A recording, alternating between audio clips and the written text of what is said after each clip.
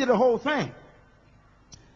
Now, what kind of male is the beginning male? Let's write down the things we learned yesterday. Number one, the first thing about the first male is that he had a clear self-image.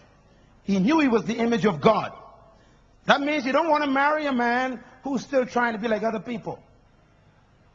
You want to marry a man who knows who he is. He knows his self-image. He doesn't need anyone's approval to feel important. He doesn't try to dress like other people and wear everybody's style. He doesn't go around trying to buy Nikes and trying to be Tommy Hilfiger, trying to wear, Calvin Klein, and he's trying to be somebody else, trying to fix his hair like other people, and trying to be a rapper or trying to be cool. He wants somebody who knows he's somebody without anybody being anybody. You want a man whose self-confidence and self-image is in God, not in any style or any role model somewhere else. Second thing about this man is that God took the man and placed him in the Garden of Eden. The word Eden means presence.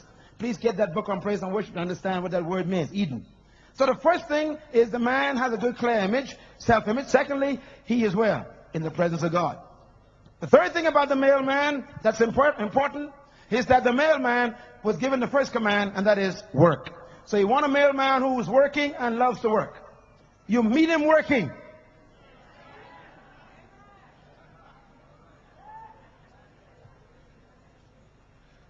The fourth thing about the male man, in Genesis chapter 1 and chapter 2 rather, you find that this man, in verse 15, God secondly told him to cultivate. That means you need a male man who can cultivate you. To cultivate means to bring the best out of, to develop you, to advance you. Don't marry a man who cannot improve you.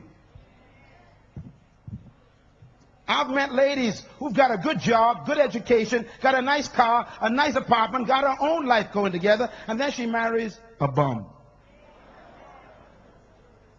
She marries a guy who drives her car, eats her food, watches her television, sleeps in her apartment while she's out to work. That's not a woman, that's a fool.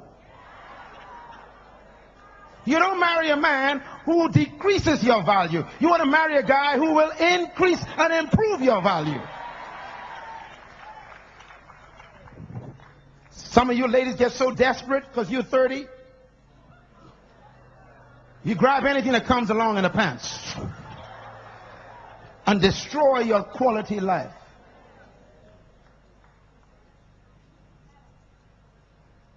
The fifth thing that this man is, Genesis 2:15, God told the man to guard the garden. That means a true male is a protector. If a man can't protect you, he's not deserving of being your husband.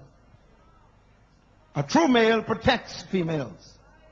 He doesn't use his strength to abuse them and hurt them and domestically violate them. He doesn't rape them. He doesn't cause date rape or beat his wife or harass his children or commit incest on his little girl or sodomize his son. That's not a real man. Buy this tape for someone you know. A real man protects everything under his care. As a matter of fact, the best things that's supposed to be heard by a man when he comes home is when his wife says, "Daddy's home now, everything's okay." The most beautiful thing a child should say to a father is, "My daddy's home now. You touch me, he'll kill you."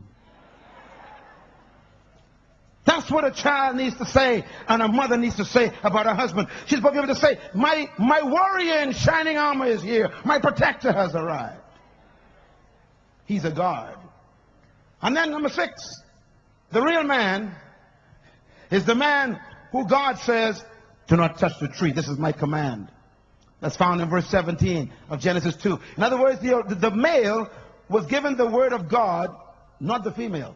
Which means that the male was designed by God to be the teacher of the word, one who keeps the word. And that means the male is supposed to be the one who knows the word, the commandments of God, to communicate to his family.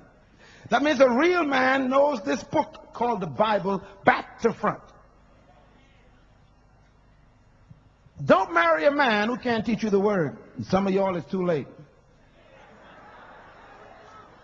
There are men who know the name of everybody on the soccer team but can't list the disciples. They know the score of every game the last year but don't know the chapters in Habakkuk.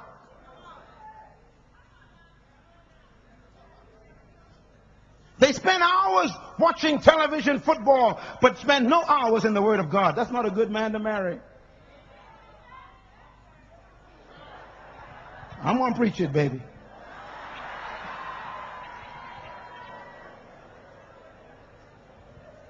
Men, you've got to be like Adam if you want to guarantee a good home. So ye must